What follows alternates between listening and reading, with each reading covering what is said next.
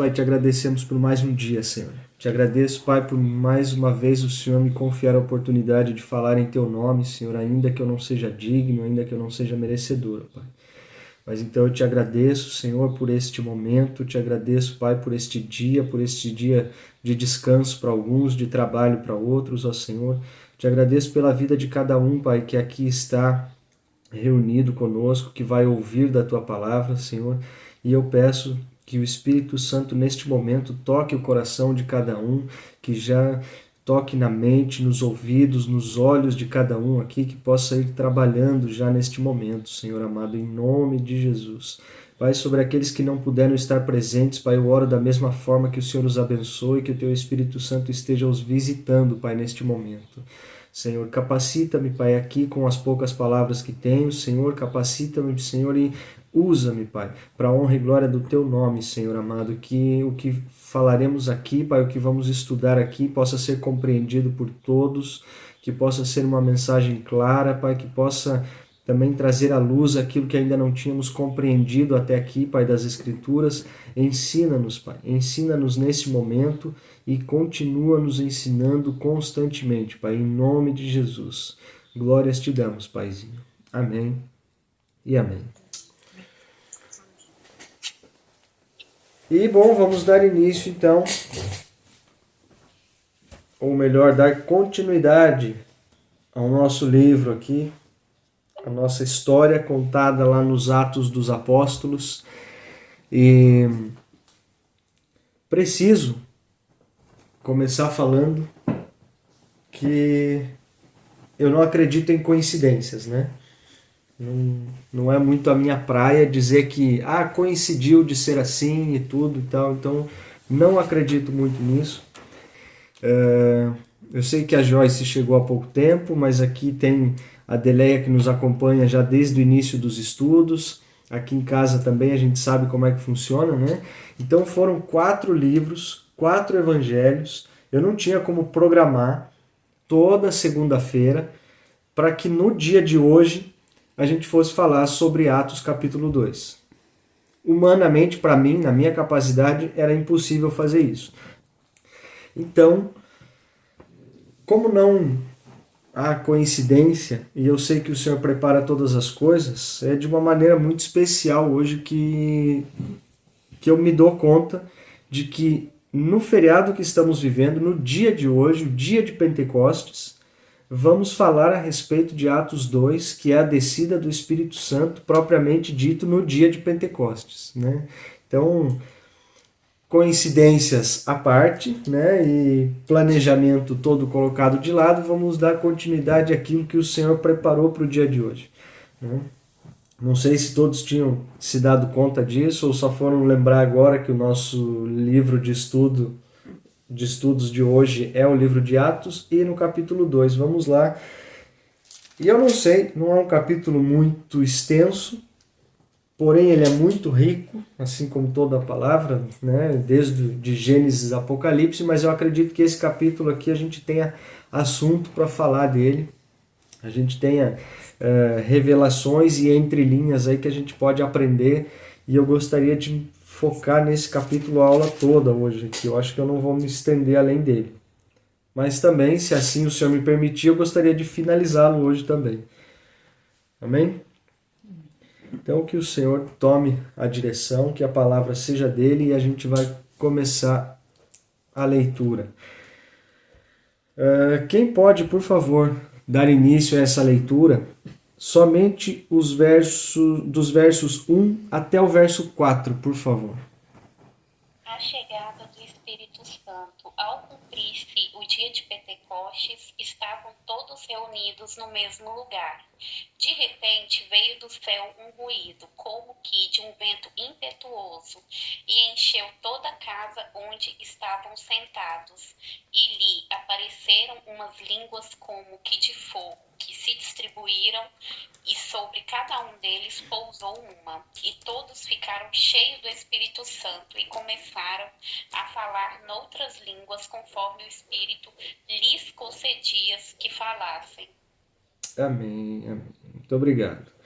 Então aqui foram 4 versos, e aqui a gente já pode ter um norte do que a gente vai começar a compreender desse texto. Não vou nem dizer vai começar a aprender, porque já é um texto muito conhecido por todo mundo, né? A gente já entende bem esse contexto aqui, mas talvez tenha algumas entrelinhas aqui, alguns pequenos pontos que a gente não faz atenção. Primeiro que diz aqui que chegou-se o dia de Pentecostes e eles estavam todos reunidos num só lugar. Damos aqui já dá a entender a ideia da reunião, que o Espírito vai se manifestar, assim como diz a palavra, que aonde estiverem dois ou mais reunidos, ali eu estarei. Né? Não anula o fato de que Mateus 6,6, que a gente viu lá atrás, o Senhor nos orienta que quando orarmos, vamos entrarmos sós no nosso quarto, fecharmos a porta e tudo, ali é onde vamos nos relacionar com o Senhor. Mas a manifestação propriamente dita do Espírito aqui, ele reforça a ideia de que todos estavam reunidos em um só lugar. Todos estavam reunidos, e ele não vai dizer aqui, a palavra não vai dizer para nós que deveria necessariamente estar reunido num templo, ou numa placa, ou num lugar específico. Eles estavam reunidos em um lugar. A comunhão e estar presente uns com os outros é muito mais importante de onde estamos presentes. Às vezes a gente dá muito mais importância para o lugar do que para com quem a gente está reunido. Muitas vezes estamos reunidos em lugares onde pensamos que o lugar é santo, mas as pessoas estão sujas. E não damos importância para lugares muito simples, mas que as pessoas são preciosas. Notem que o Espírito Santo se manifestou ali, desceu sobre eles, e eu tenho certeza que todos estavam na mesma direção, na mesma... estavam em concordância entre eles. Né? Isso também é um ponto muito importante que a gente não pode deixar de observar. Né? De repente, veio do céu um som como de um vento muito forte, encheu toda a casa no qual eles estavam assentados. Né? Então aqui a palavra já vai nos dizer também a respeito de uma casa onde estavam assentados. E o que me chama a atenção do verso 2 é que foi de repente. Notem que não existe, para que o Espírito Santo venha, se manifeste e faça o que ele precisa fazer, aonde quer que seja, ele não depende da nossa preparação do lugar. Ele depende do nosso coração e da nossa intenção. Entendam o que eu quero dizer. Não estou falando para relacionarmos com Deus de qualquer maneira. O que eu estou dizendo é que rituais muito repetitivos e costumes e doutrinas não chamam tanto a atenção de Deus quanto o nosso coração. Eu posso estar seguindo um ritual ali do começo ao fim, fazendo todo tipo de movimento possível e previsto para chamar a atenção de Deus. E isso pode não resultar em nada. Isso pode resultar somente no movimento humano, talvez. Mas o Espírito Santo não precisa disso para se mover. Ele precisa de um coração disposto. Ele precisa de um coração puro diante dele e transparente. E, sobretudo, que estejamos todos na mesma sintonia, que estejamos todos em concordância. Nós vamos ver aqui mais para frente. Independente das diferenças que temos, mas o desejo, a vontade de estarmos cheios do Espírito, isso precisa ser o mesmo. Não é mais importante no lugar onde estamos o que vamos fazer para chamar a atenção de Deus. Mas será que nós estamos prontos para chamar a atenção de Deus? Será que nós estamos puros para fazer isso? Então não substituam. Não podemos negligenciar essa parte, né? De substituir o nosso coração, a nossa pureza, o nosso amor, a nossa fé, por qualquer movimento físico ou humano que seja para poder tentar atrair a atenção de Deus. Viram que se parecia línguas de fogo que se separaram, pousaram sobre cada um deles. Todos ficaram cheios do Espírito Santo e começaram a falar noutras línguas conforme o Espírito os capacitava. Aqui também é um ponto que nos abre várias possibilidades, mas como eu sempre gosto de reforçar aqui, vamos nos ater ao texto e ao contexto e ver que tipo de línguas eram essas, né? Sei que aqui vai nos dar talvez uma abertura para várias discussões e vários temas e tudo. Eu não estou indo a favor nem contra o que isso pode gerar, mas vamos ver que tipo de outras línguas aqui o Espírito os capacitava nesse primeiro momento. Amém? Verso 5.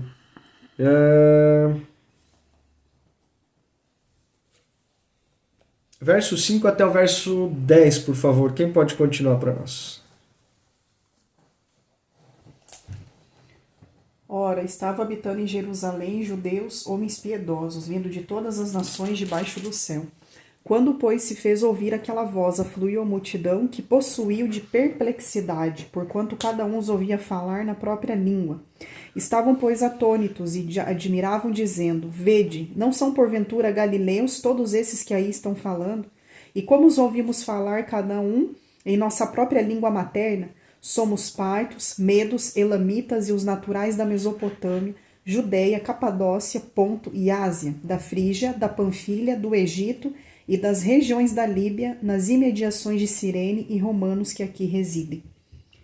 Tanto judeus como prosélitos cretenses e árabes, como os ouvimos falar em nossas próprias línguas as grandezas de Deus? Todos atônitos e perplexos interpelavam uns aos outros: que quer isto dizer? Outros, porém, zombando. Diziam: estão embriagados. Ok, bom. Muito obrigado, amém.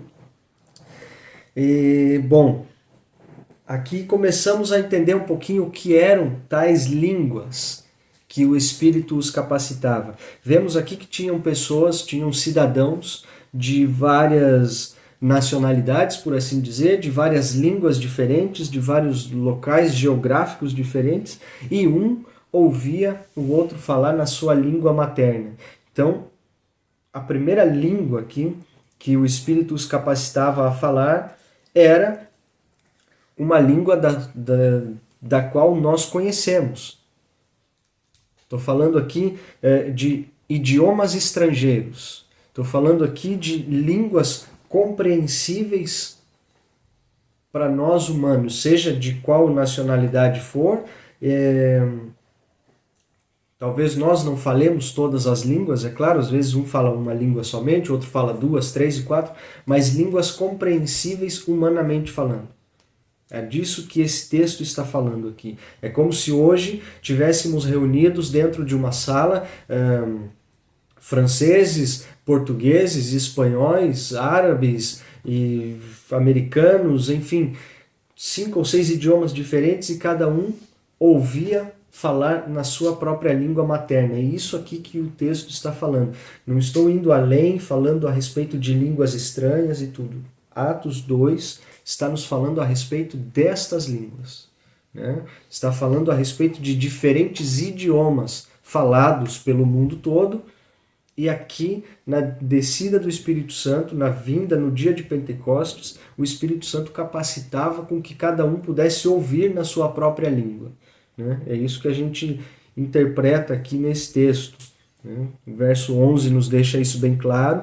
Tanto judeus convertidos ao judaísmo, cretenses e árabes, nós os ouvimos declarar as maravilhas de Deus em nossa própria língua, né? Então não era nada de incompreensível, não era nenhuma língua estranha, nenhuma língua diferente. Por que isso? Por que desta forma?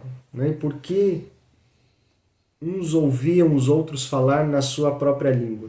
Primeiro, já era uma maravilha do Espírito Santo, né? Já era algo incompreensível e inexplicável para o povo daquela época, para o que estava acontecendo ali. E segundo, como eu vou repetir no verso 11 aqui, eles ouviam falar das maravilhas de Deus, cada um na sua própria língua. Então, o que estava acontecendo nesse ambiente, o que precisava ser compreendido naquele ambiente, era uma mensagem muito clara das maravilhas de Deus. Por quê? Eu pulei uma introdução talvez aqui, mas Jesus, depois de ressuscitado, ele ficou 40 dias ainda aqui nesta terra, falando a respeito do reino de Deus, passando pelas terras que ele passou, visitando os seus, visitando os discípulos, depois de ressuscitado. E ele prometeu o Espírito Santo. Ele prometeu que o Espírito Santo viria como o Consolador, viria como aquele que nos ensina, nos faz lembrar de todas as coisas. E quando ele subiu aos céus, fazendo essa promessa, em torno de 10 dias se passaram para que o Espírito Santo viesse. Então, como não havia mais Jesus no contexto, alguém precisava fazer isso. Alguém precisava transmitir essa segurança e essas boas novas para aqueles que ficaram, para aqueles que iriam, diga-se assim de passagem, dar início ao que hoje conhecemos como a Igreja do Senhor, né? Que eram estas reuniões aqui em determinados lugares onde reuniam-se para orar, reuniam-se para estar em comunhão, para falar daquele que foi entregue na cruz para salvar-nos dos nossos pecados. Então, a mensagem muito clara que já deveria ser passada a partir daqui era a mensagem do reino de Deus, das maravilhas de Deus, era a mensagem que todos precisavam ouvir, sobretudo compreender, para depois poder transmiti-la, para depois poder passar isso adiante. Imagine vocês que neste primeiro momento o Espírito Santo desce, todo mundo começa a falar uma língua que ninguém entende, ninguém iria saber do que estava se passando, não iria compreender sobretudo a mensagem e como essa mensagem seria passada para frente depois. Eu considero isso quase impossível. Eu não sei se vocês vão ser de acordo comigo ou não. Temos aqui todos a liberdade de concordar e discordar, mas num primeiro momento precisamos, né, o princípio da comunicação é esse, né? Precisa haver uma mensagem, precisa haver aquele que conta a mensagem, o outro que vai ouvir a mensagem, ela precisa ter um assunto e, sobretudo, para fechar esse pacote, essa receita, precisa ter um idioma de comunicação, precisa ter um meio de comunicação dessa mensagem. Então, se falta algum desses 5 pontos da comunicação, logo não vai haver a comunicação propriamente dita. Ou alguém vai falar e o outro não vai ouvir, ou alguém vai falar simplesmente por falar, mas não tem uma mensagem a transmitir, ou ainda que tenha tudo isso, mas que seja feita numa língua que ninguém compreende, não vai haver comunicação, porque a outra parte que vai ouvir não vai conseguir compreender. Então, eu consigo entender que as línguas habilitadas aqui pelo Espírito Santo eram línguas faladas por todos os povos que ali estavam. Não se trata aqui de línguas estranhas ou daquilo que a gente ouve falar ou vê falar por aí hoje em dia. Vou abrir um pequeno parênteses aqui para dizer, eu não estou indo contra o falar em línguas que é de costume de muitos, só quero reforçar que não é este o contexto de Atos 2. Tá? Isso a gente pode ver depois mais para frente, vamos também ouvir, usar de justificativa lá o texto de 1 Coríntios 13, se eu não me engano, falando a respeito das línguas dos anjos e tudo, né? Temos aqui também 1 Coríntios 14, que vai nos falar a respeito disso, de línguas estranhas e dons espirituais, mas aqui nesse primeiro momento não são dessas línguas que eu estou falando, estamos falando de idiomas falados ao redor do mundo, totalmente compreensíveis até àqueles que nem mesmo creem em Deus. Amém? E dessa forma, como não era de costume, né, todos ouvirem falar ali várias línguas e não se compreender, ou alguns que estavam recebendo o dom do Espírito estavam compreendendo, os outros, como vimos aqui no verso 13, os outros que não compreendiam, né, o que estava se passando ali, tiravam, é claro, o seu proveito para zombar da situação. E isso não é do dia de hoje, né? Isso não se passa somente hoje. Aqueles que não sabem o que está acontecendo, que não entendem ou até que não são de acordo, mas não sabem respeitar o espaço do outro, eles vão sim aproveitar dessa situação para zombar. E aqui no verso 13 a gente vê que uns deles zombavam e até diziam, né? Beberam vinho demais, por isso estão falando aí tudo enrolado, tudo isso, tudo aquilo. E eu costumo dizer, não sei se também vão ser de acordo comigo, mas tem uma frase que eu já li há algum tempo, não vou saber citar o autor, mas claro que não é minha criação, que para aquele que crê, nenhuma explicação é necessária. Mas para aquele que não crê, nenhuma explicação vai ser suficiente. Né? Então eu me reservo nesse direito de compreender a quem eu estou falando e o contexto a quem eu estou falando também, porque se neste meio existem pessoas que creem no mesmo Deus que eu creio, que segue os mesmos princípios que eu sigo, que tem a palavra de Deus como base para o seu ensino e para a sua vida, para esses a gente não vai precisar de muita explicação, porque eles sabem do que a gente está falando e por mais que pareça estranho, por mais que pareça desconexo com a nossa realidade, mas sabem do poder de Deus e as maravilhas que Ele pode fazer. Agora, se neste mesmo contexto eu estou falando para pessoas que talvez não creem em Deus, que acham que tudo isso daqui é uma grande bobagem, que é somente um livro escrito há mais de 2000 anos atrás e não faz sentido, não tem palavra que eu possa dizer aqui que vá convencer alguém. Então eu me reservo nesse meio de caminho de assim, ensinar aquilo que o Senhor me capacita e aqueles que não creem, aqueles que não acatam a palavra do Senhor, não as minhas palavras, mas a palavra do Senhor, eu prefiro não me desgastar com explicações que não vão me levar a lugar nenhum. Porque muitas das vezes essas pessoas vão se aproveitar somente até para zombar aqui e isso não vai edificar ninguém e vai fazer com que a gente se desgaste, perca tempo e tudo. E aí eu tomo também como exemplo, acho que como eu usei na resposta da última aula aqui, mas como exemplo do nosso grande querido amigo Paulo, que diz que muitas discussões não são convenientes, né, com que entremos, que a gente acaba se desgastando e perdendo tempo. Amém? Vamos dar início então, ou melhor, dar continuidade no contexto a partir do verso 14. Depois, né, de terem zombado e dizendo que alguns estavam bêbados ali por terem tomado vinhos demais, Pedro entra na história aqui. Nosso Pedrão sempre presente e sanguíneo, né? Assim, não deixava passar nada quando ele via que alguma coisa estava errada. Verso 14 ele já vem e rebate aqui. Então Pedro levantou-se com os 11 e em alta voz dirigiu-se à multidão. Homens da Judéia e todos os que vivem em Jerusalém, deixe-me explicar-lhes isto. Ouçam com atenção. Estes homens não estão bêbados, como vocês supõem. Ainda são 9 horas da manhã. Ao contrário, isto é o que foi predito pelo profeta Joel. Então Pedro aqui nesse contexto, ele entra em defesa dos seus, ele entra em defesa do povo que estava ali manifestando o poder do Espírito Santo, que estava falando em línguas que não eram naturais para eles falarem, e dizendo que, assim como alguns achavam, não tinha nenhum bêbado ali, não tinha ninguém embriagado, tomando vinho demais, às 9 horas da manhã. Né? Como diz aqui o verso 14. Mas no verso 16 ele reforça uma coisa que eu venho falando aqui já nos últimos 4 livros que estudamos, que ele faz de novo este link aqui. Agora, como Jesus fazia, Pedro vem e faz igual. Olha, o que está acontecendo aqui não é mera coincidência. O que está acontecendo aqui não é um fruto do acaso de gente desocupada que estava reunida no mesmo lugar.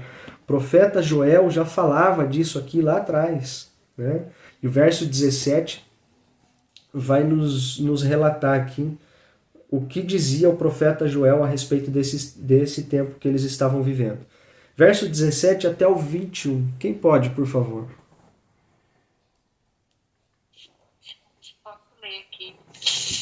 17 a 21? Do 17 ao 21. E nos últimos dias acontecerá, diz Deus, que do meu espírito derramarei sobre toda a carne. E os vossos filhos e as vossas filhas profetizarão, e os vossos jovens terão visões, e os vossos velhos sonharão sonhos. E também do meu espírito derramarei sobre os meus servos e minhas servas naqueles dias e profetizarão. E farei aparecer prodígios em cima no céu, e sinais embaixo na terra, sangue, fogo e vapor de fumaça. O sol se converterá em trevas e a lua em sangue, antes de chegar o grande e glorioso dia do Senhor. E acontecerá que todo aquele que invocar o nome do Senhor será salvo. Amém. Então, isso dito pelo profeta Joel e reforçado pelo nosso amigo Pedro aqui. Nos últimos dias, o Senhor já dizia que ele derramaria o seu espírito sobre todos os povos. Então, aqui, neste primeiro momento, no primeiro contato do Espírito Santo ali com o povo, já estava se cumprindo aquilo que o Senhor falou, né? Ele derramou o Espírito Santo sobre todos os povos. E a partir daqui, o texto vai dizer que os seus filhos e as suas filhas profetizarão. Então, quer dizer, o profeta Joel estava falando lá atrás já que os filhos daqueles para quem ele falava profetizariam, falando a respeito desse tempo aqui também. Pequeno parênteses entre profetizarão aqui, né? Desfazendo também alguns mitos. Profetizar, de acordo com o Espírito Santo de Deus, de acordo com a palavra do Senhor também, não é falar à torto e à direito aquilo que eu tenho vontade que aconteça e eu vou dizer para você, na tua vida vai acontecer isso, aquilo, aquele outro. Não. Quem determina os nossos dias e o que está por vir é o Senhor. A nossa profecia, o que o Espírito Santo faz através de nós como profecia, é trazer uma palavra de direção, de correção, de exortação para um corpo, para que este corpo do Senhor seja edificado. Então eu não posso usar desses textos, eu não posso usar destas palavras-chave aqui para dizer assim, eu profetizo sobre a tua vida isso, aquilo, aquele outro. Temos que ter muito cuidado a respeito disso, muito zelo com a palavra do Senhor e não somente acompanhar a onda daquilo que vem acontecendo ao longo dos anos. Né? A palavra do Senhor já é muito clara em dizer que nós erramos porque não conhecemos as Escrituras e nem o poder de Deus. Então que a gente possa voltar um pouquinho para conhecer, interpretar e saber aonde usar e de que forma usar cada palavra, cada atitude e sobretudo, cada dom que o Espírito derrama em nós. Né? É muito sério usar a palavra de Deus para satisfazer as nossas vontades ou... É muito delicado dizer dessa forma, mas ou para nos promovermos em cima de algo que o Senhor deixou para a sua igreja e edificação do seu corpo. Né? Lembrando que isso não é pessoal. O Senhor tem algo para cada um de nós, o Senhor tem um plano, tem dons para cada um de nós, sim, é verdade. Mas cada vez que usamos a palavra do Senhor, temos que ser muito cuidadosos em saber que usamos para edificação de todo um corpo. Não é para benefício pessoal. Eu falei uma coisa na vida do irmão, uma vez aquilo aconteceu, então, nossa, eu sou um profeta de Deus. Muito cuidado com a autopromoção e com o autotítulo. Amém?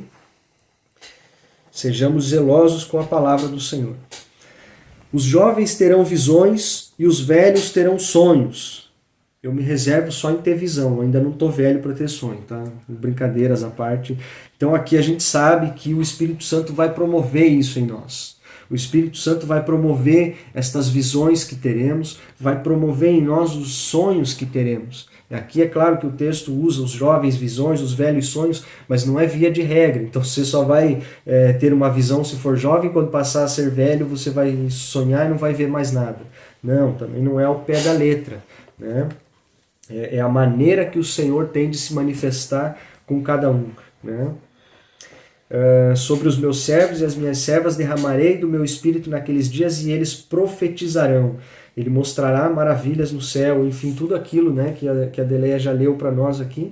E eu quero só reforçar, para eu não me estender muito também, aqui no verso 21, e todo aquele que invocar o nome do Senhor será salvo. Precisamos chamar pelo nome do Senhor, precisamos invocar primeiramente o nome do Senhor para sermos salvos. É claro que existem aqui também outros requisitos, né, por assim dizer, de salvação. Precisamos crer no Senhor Jesus, precisamos declarar que Ele é nosso Senhor e Salvador, crer na sua ressurreição. Mas aqui a palavra que me chama a atenção, que me salta aos olhos nesse verso, é que devemos invocar o nome do Senhor para sermos salvos.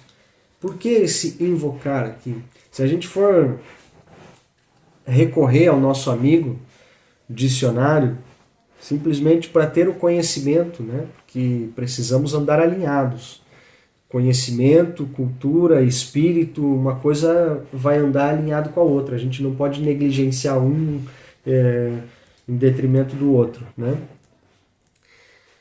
Invocar quer dizer exatamente chamar em auxílio a alguém, recorrer a uma autoridade. Né? Você invoca alguém ali como uma ajuda, como um auxílio, e a palavra invocar está propriamente ligado ao espiritual. Né?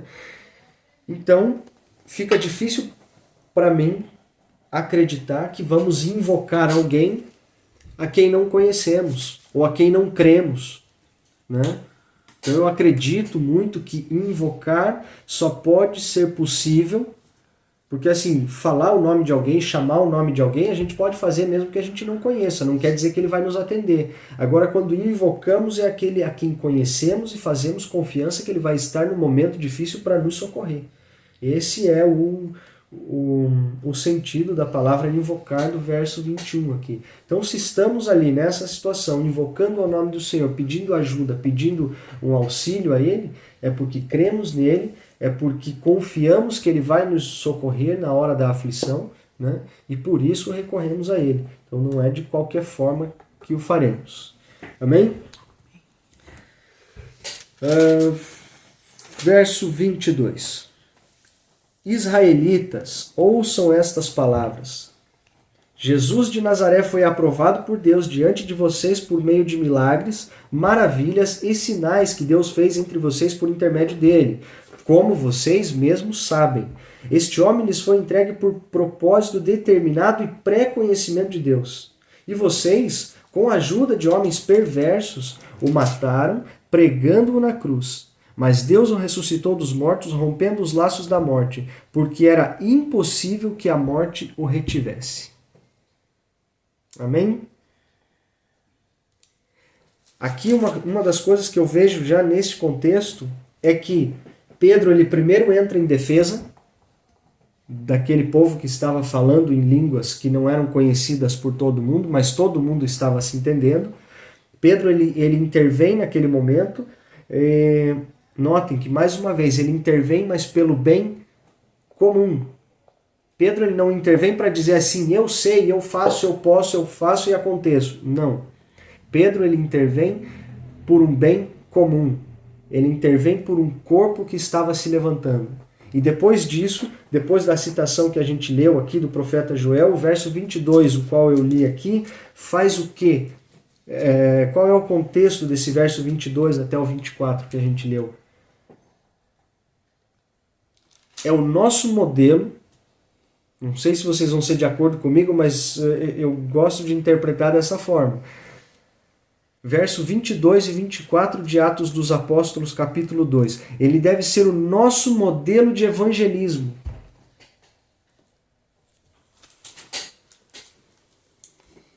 Ele chama a atenção dos israelitas, ele chama a atenção daquele povo que estava ali, dizendo quem era Jesus, apresentando novamente, relembrando novamente quem era Jesus para aquele povo, quem foi Jesus e o que ele fez.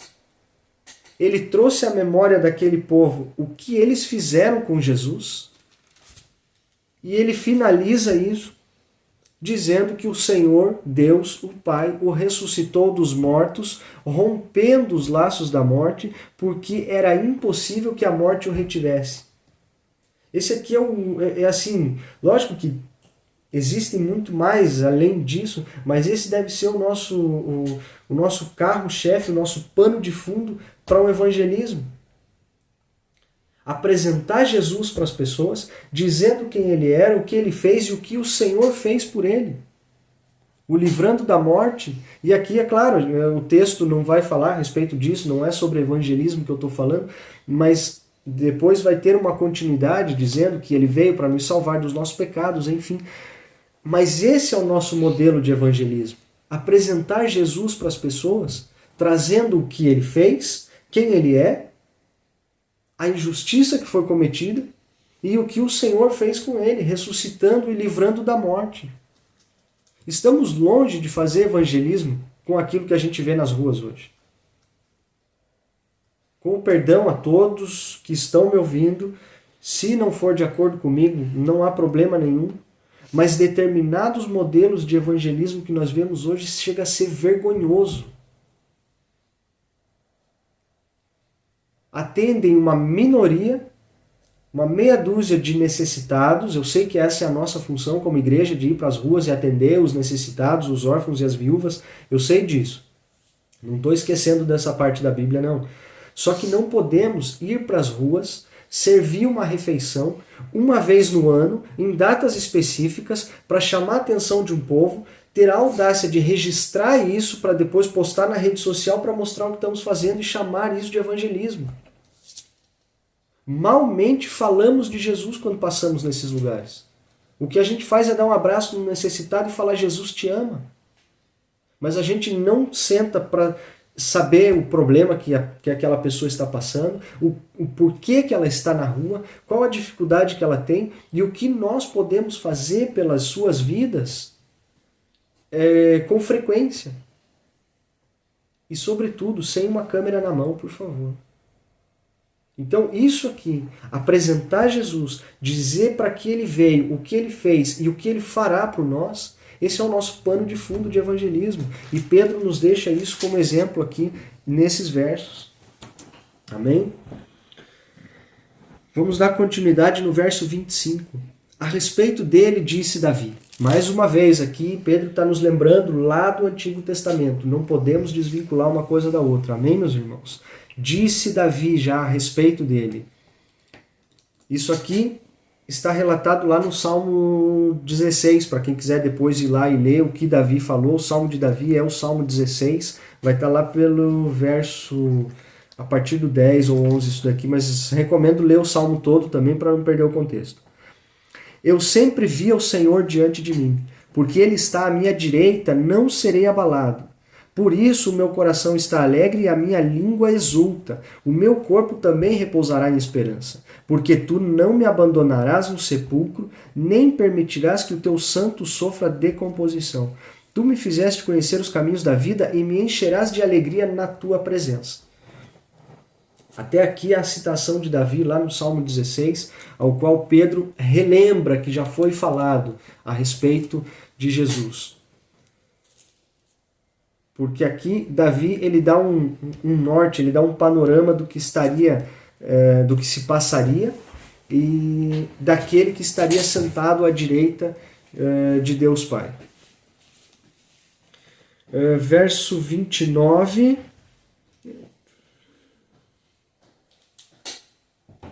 Do 29 ao 33. Quem pode ler para nós, por favor? 29.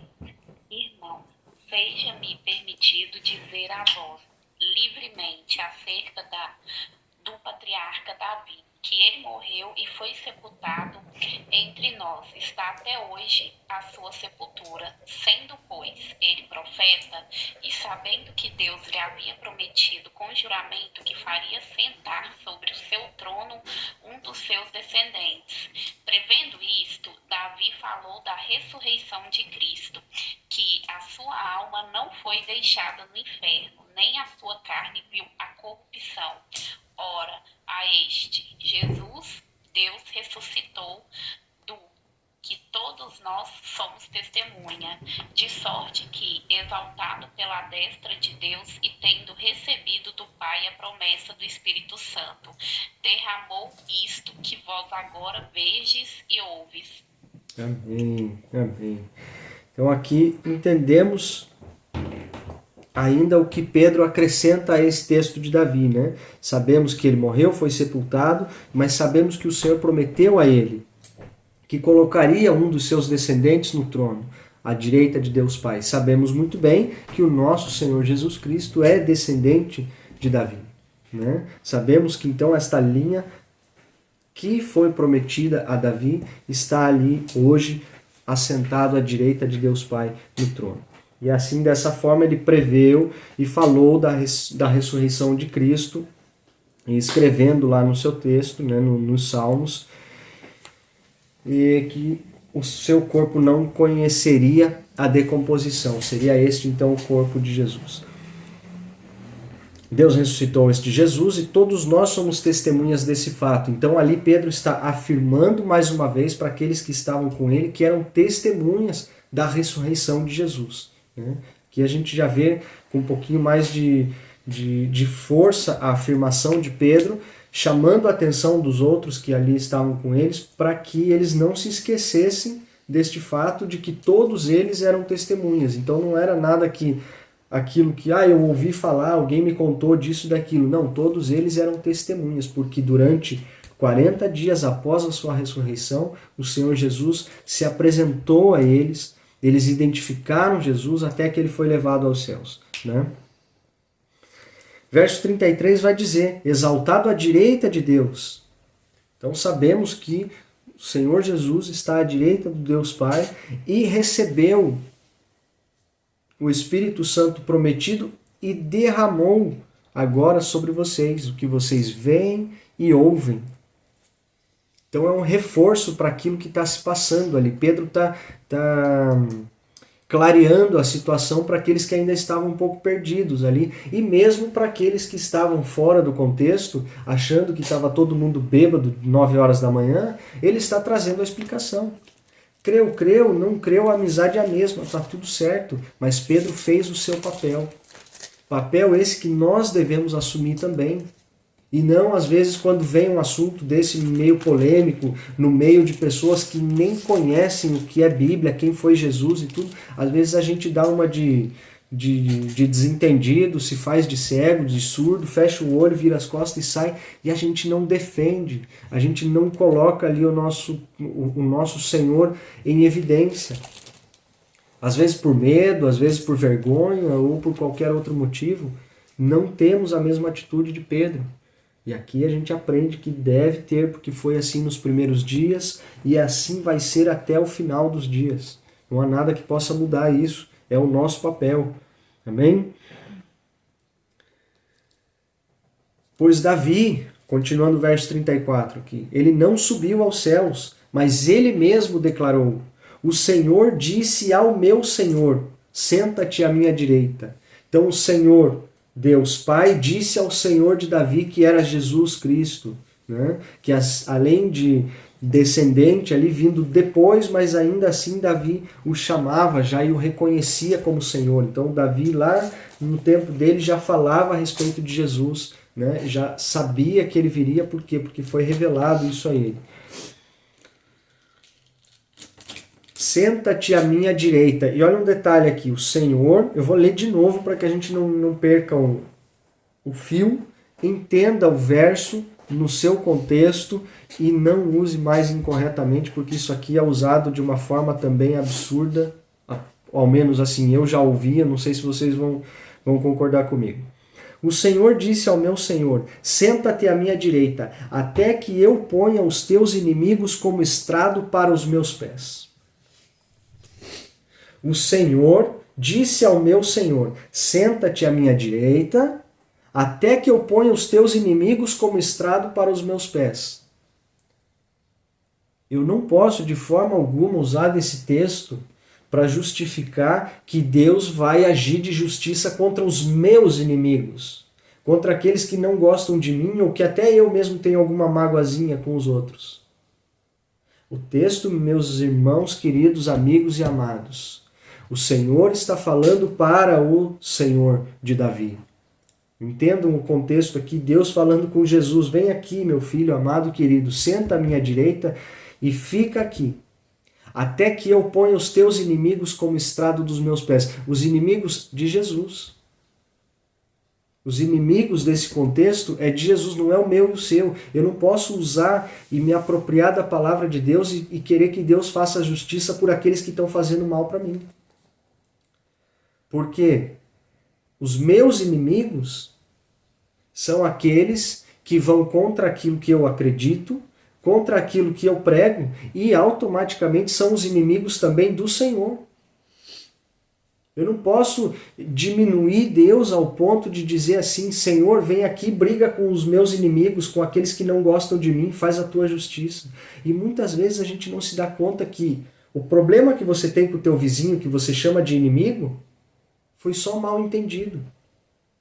Foi um pequeno problema, mas a gente gosta de aumentar, eu sei. A gente faz uma tempestade num copo d'água, ao ponto de colocar Deus nesse bolo, nessa situação, e querer que Deus vai lá e desça um raio na cabeça do irmão só porque ele não é de acordo com a gente. E a gente ainda usa isso aqui. Né? Não sei se só eu já vi isso. Se for só eu, vocês me perdoam, mas se for vocês também, deve estar aí na cabeça de vocês. Poxa, não é verdade que eu já ouvi isso. Que Deus vai fazer com que os meus inimigos sejam o estrado dos meus pés. Não, Ele não vai fazer nada disso por nós não, meus irmãos. Desculpa decepcionar vocês, mas o contexto aqui é outro. A ideia aqui é outra. E o Senhor tem inimigos muito mais importantes do que o nosso vizinho que está falando mal da gente por aí. Isso aí é claro que aquilo que... Vamos entrar num outro contexto e não faz parte da aula. Aquilo que plantamos, vamos colher. Se nós falamos mal de alguém, se nós agimos mal com alguém, a gente vai colher as consequências. Se alguém fez isso para conosco, nosso papel também é perdoar, enfim, e tudo, mas ele vai acertar as contas com Deus. Não é a gente orar para Deus, pedir para matar ele, não. Pedir para ele bater o dedinho no pé da cama de madrugada quando levantar para tomar água, não.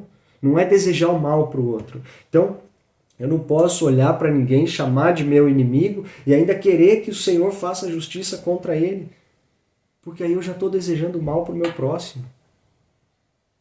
Notam a incoerência? De a gente usar um texto fora do contexto, a gente acaba indo até contra a palavra de Deus.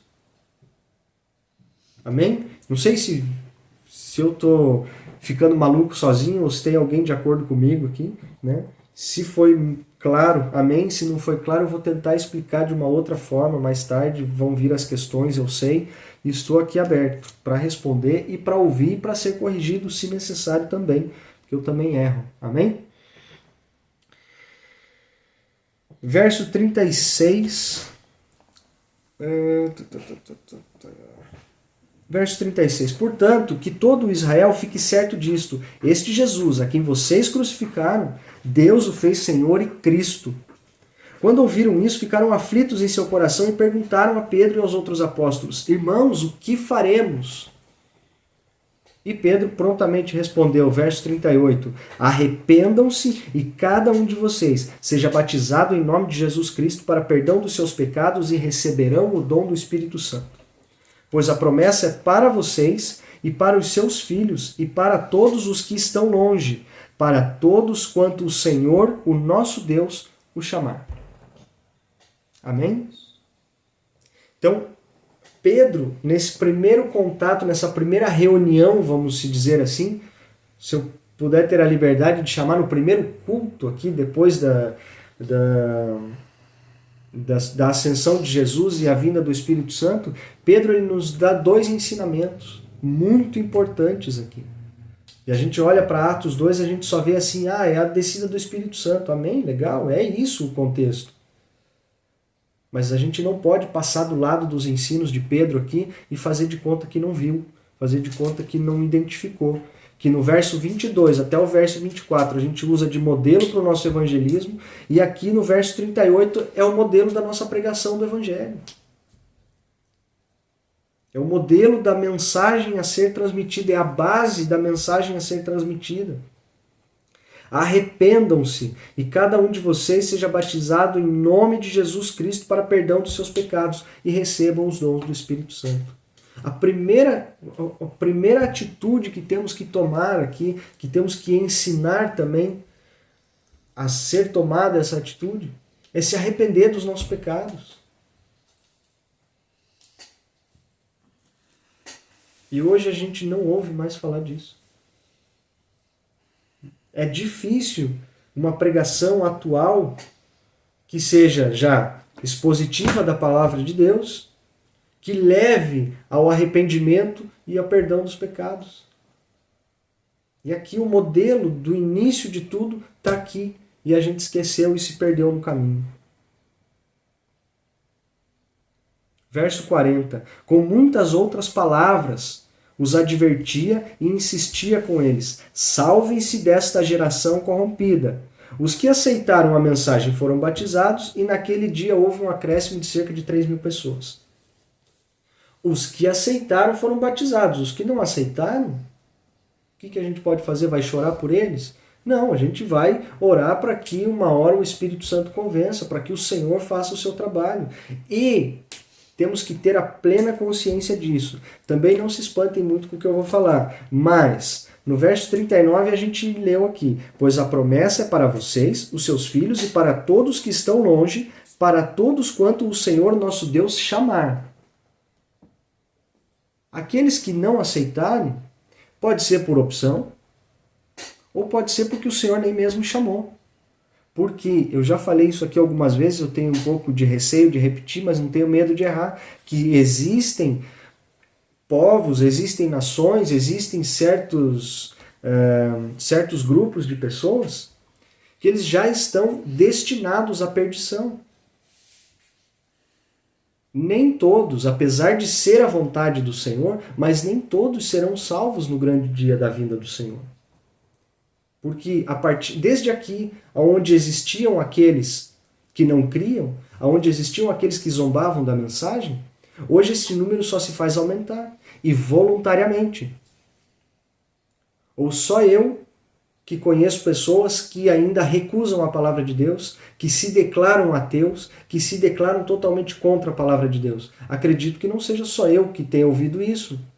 Então, se essas pessoas se declaram já dessa forma, já tomaram o seu lado, o seu partido e são completamente contrários à palavra de Deus, por que eu inocentemente vou acreditar que todos seremos salvos? Não seremos, meus irmãos. Porque a palavra diz que aqueles que perseverarem até o fim serão salvos.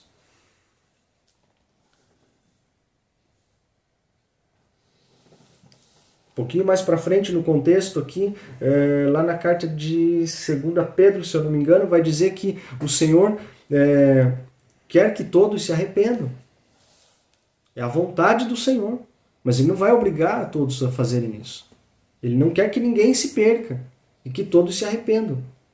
Só que, embora a vontade dele seja essa, existem pessoas que não vão o aceitar e que não vão se arrepender. E o Senhor é gentil o suficiente para deixar com que cada um faça a sua escolha.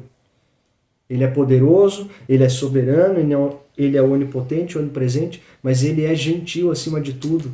Porque no livro de Apocalipse nós vamos identificar uma passagem onde vai dizer que eis que eu estou à porta e bato. Aquele que ouvir a minha voz e abrir a porta, ali eu cearei com ele e ele comigo. Então quer dizer, eu posso mesmo até ouvir a voz, mas se eu não estiver disposto a abrir a porta e aceitar e a entrar ou deixar com que o Senhor entre no meu coração, eu já estou destinado à perdição. Amém? Os que aceitaram a mensagem foram batizados e naquele dia houve um acréscimo de cerca de 3.000 pessoas. Houve um acréscimo de cerca de 3.000 porque acreditaram, porque confiaram naquilo que Pedro estava falando, porque aceitaram essa mensagem. A palavra não vai falar que Pedro, no final da história, ele contou uma história bonita e ele convenceu 3.000 pessoas a virem aqui e aceitar a Jesus. Não, Pedro não fez nada disso. As almas foram acrescentadas porque elas creram.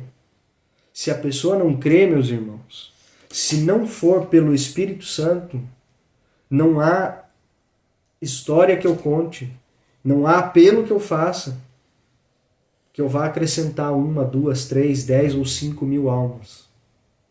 Amém? Vou finalizar para a gente não passar do horário aqui, bem rapidinho. Temos alguns versos à frente, mas são de extrema importância.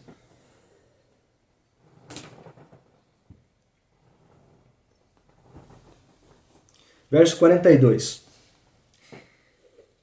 Eles se dedicavam ao ensino dos apóstolos e à comunhão e ao partir do pão e às orações. Todos estavam cheios de temor e muitas maravilhas e sinais eram feitas pelos apóstolos. Os que criam mantinham-se unidos e tinham tudo em comum. Logo aqui a gente vê que é um grupo que está caminhando na mesma direção, é um grupo que crê no mesmo movimento que o Espírito Santo já havia feito ali, que crê no mesmo Senhor, este que ressuscitou Jesus, crê no mesmo Jesus que veio para salvar. Então, estes que criam, né, a gente pode colocar todos esses nesse contexto ali, mantinham-se unidos e tinham tudo em comum. Verso 45. Aqui vem algo também que talvez não seja muito agradável, mas vendendo suas propriedades e bens, distribuíam cada um conforme a sua necessidade. Eu vou ler de novo para que não haja má interpretação. Vocês vão entender por quê. Vendendo suas propriedades e bens, distribuíam a cada um conforme as suas necessidades. Ninguém vendia suas propriedades e bens para aumentar o templo. Ninguém vendia suas propriedades e bens para dar dízimo. Ninguém vendia suas propriedades e bens para honrar o pastor. Ninguém vendia suas propriedades e bens para comprar presente para quem quer que seja. Amém? Temos a liberdade de fazer o que quisermos, presentear quem quisermos, honrar a quem quisermos.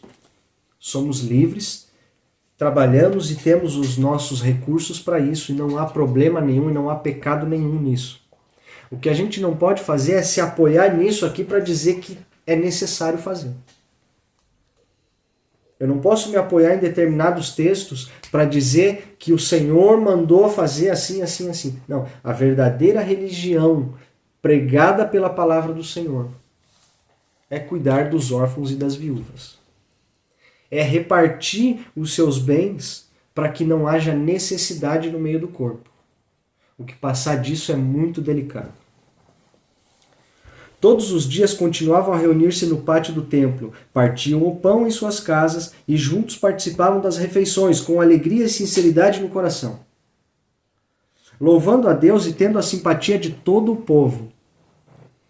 E o Senhor lhes acrescentava diariamente os que iam sendo salvos. Notem que tudo aqui se dava em torno de algumas mesas, pelo que eu pude notar.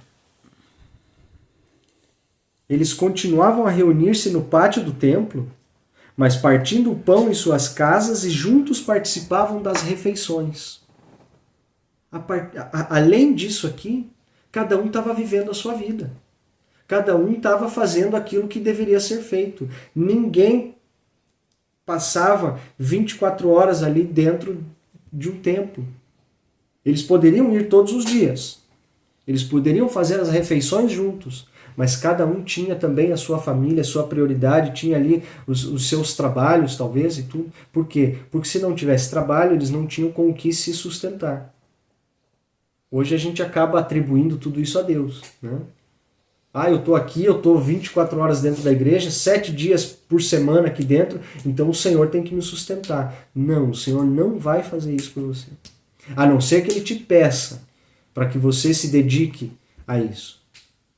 Mas a gente não pode tomar essa iniciativa e colocar essa responsabilidade nas costas de Deus. Então, como a gente vai justificar que digno é o obreiro do seu salário? É um outro contexto, é uma outra história, e a gente não pode imputar essa responsabilidade a Deus, porque nós tomamos a decisão de ficar 24 horas por dia, 7 dias por semana dentro da igreja. Não é fazendo isso que o Senhor vai sustentar vocês. Infelizmente. Amém? O Senhor é poderoso para fazer. Ele é capaz de fazer. Mas o porquê que você está fazendo isso? É para a edificação do corpo?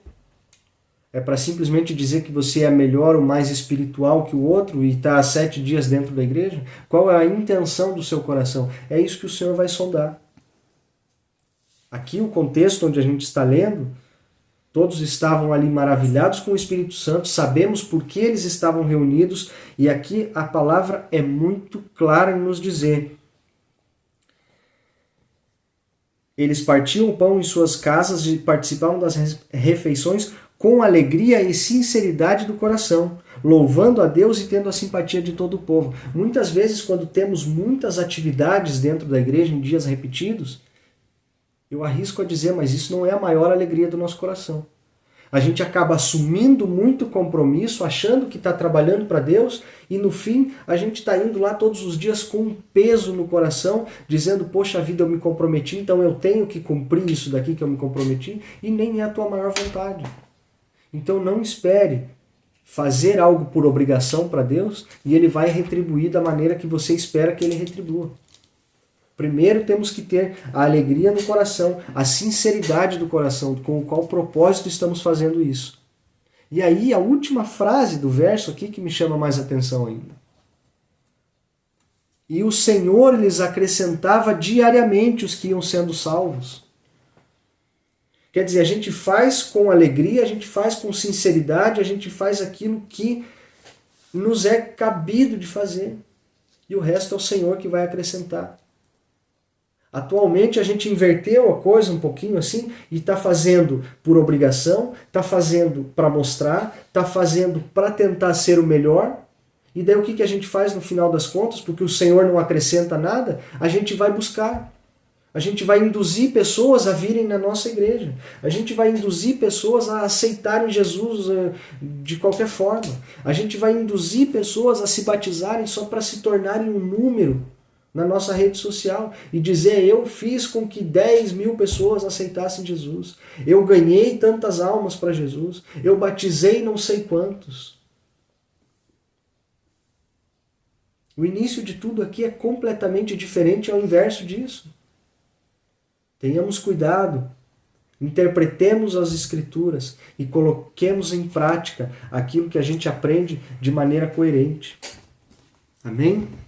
Eu não sei se eu consegui ser claro ou se eu confundi um pouco mais a cabeça ainda da gente que já conhecia o capítulo 2 do livro de Atos. Eu não sei se eu pude acrescentar alguma coisa ou só confundir. Eu espero que tenha acrescentado, eu espero que tenha sido claro. Passei um pouco do tempo hoje, não gosto muito de me estender, mas como eu disse, eu não gosto de fazer planos, eu não gosto de colocar muita coisa no papel. Para não dizer que eu falo e não cumpro, eu tenho 2 páginas no meu caderninho que eu tentei anotar algo aqui, no fim eu nem olhei para a cara dele na hora que eu estava lendo aqui. Então eu não gosto e não consigo fazer planos. E eu espero que o Senhor tenha falado com todos aqui. Espero que o Senhor tenha clareado algo que não estava tão claro até aqui. E que dessa forma a gente possa colocar em prática um pouquinho daquilo que aprendeu também. Amém? Começando por mim e se estendendo a todos aqueles que estão nos acompanhando aqui. Em nome de Jesus, que o Espírito Santo esteja com todos. Senhor Jesus, te agradeço mais uma vez, Pai. Te agradeço, Paizinho, pelo sacrifício do Teu Filho naquela cruz. Te agradeço pelo Espírito Santo que o Senhor nos enviou para nos ensinar e nos fazer lembrar de todas as coisas, Pai. E peço mais uma vez, Senhor, perdoa-nos se falhamos, perdoa-nos, ó Pai, se estamos longe daquilo que deveríamos estar, ó Pai, perdoa-nos, Pai, se desviamos do propósito no decorrer da caminhada, mas eu te peço, Espírito Santo, mostra-nos o caminho, coloca-nos de novo na direção, Senhor, não deixe com que nos afastemos de Ti, ó Pai, em nome de Jesus. Pai, abra os nossos corações, abra, Senhor, as nossas mentes, os nossos ouvidos para estar sensíveis a Ti, ó Deus. Pouco importa aquele a quem ouvimos, aquele a quem seguimos e escutamos mensagens e palavras, mas que a mensagem principal venha do Senhor, ó Pai. Não importa quem o Senhor use, Pai, como ferramenta nas Tuas mãos, mas que a mensagem venha do Senhor e que seja o Senhor que fale aos nossos corações e assim possamos ter clareza naquilo que ouvimos, naquilo que praticamos, Pai, sobretudo. Em nome de Jesus. Ensina-nos, ó Deus, a estar mais perto de Ti. Ensina-nos, Pai, a sermos praticantes da Tua palavra. Em nome de Jesus. Pai, Pai, que o Teu Espírito Santo visite cada um que aqui está, Pai, nos acompanhando. Aqueles que também não puderam, que o Senhor esteja abençoando da mesma forma, Pai, protegendo, guardando de toda a astúcia do inimigo, de todo o mal, Pai. Em nome de Jesus eu te agradeço, Senhor. Amém e amém, Paizinho.